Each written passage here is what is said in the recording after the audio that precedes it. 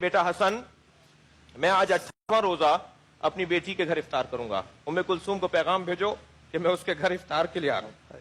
Be be نے دسترخوان لگا اور دسترخوان پر 3 غذائیں رکھ دیں. بی بی ام کلثوم نے دختر علی بن ابی طالب، ایک کاسے میں دودھ، ایک ظرف میں نمک اور جو کی روٹی جو مولا کی پسندیدہ روٹی تھی.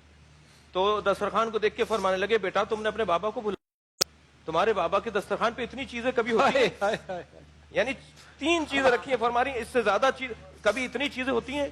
حضرت فرماتی ہیں کہ میں نے چاہا کہ نمک کو اٹھا لوں، بابا روٹی اور دودھ سے افطار کر لیں، تو فرمایا نہیں، دودھ اٹھا لو، اس لیے کہ اس کوفے میں بہت سے یتیم بچے ہیں جنہیں پینے کو دودھ نہیں ہے. اور آپ نے نمک سے اور جو کی روٹی سے افطار کیا. اور بیوی فرماتی ہے ساری رات میرے بابا حسب دستور مصلی عبادت پر جاگتے تھے، عبادت میں مصروف رہے، لیکن یہ رات کچھ عجیب تھی کہ ہر کچھ دیر کے بعد صحن خانہ میں آتے تھے اور آسمان کو دیکھتے تھے اور جیسے کسی کو تلاش کر رہے ہوں، اور پھر واپس چلے جاتے تھے.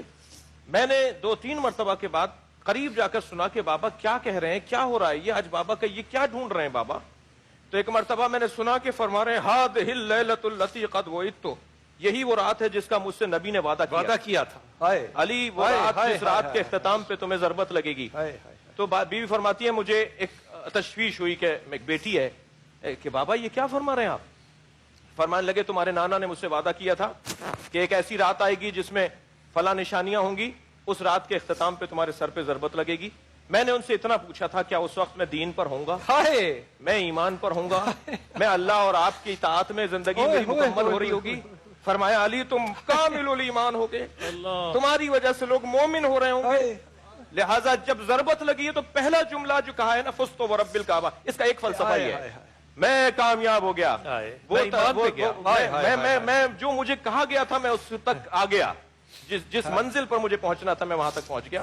اور آپ ذرا تصور کریں ہمارے اگر کوئی پھانس چپ جائے، ہمارے یہاں کوئی چیز چپ جائے تو ہمارا بیان بدل جاتا ہے، ہمارا لہجہ بدل جاتا ہے، ہمارا موضوع بدل جاتا ہے. یہاں ضربت لگ رہی ہے اور فرما رہے ہیں میں کامیاب ہو گیا.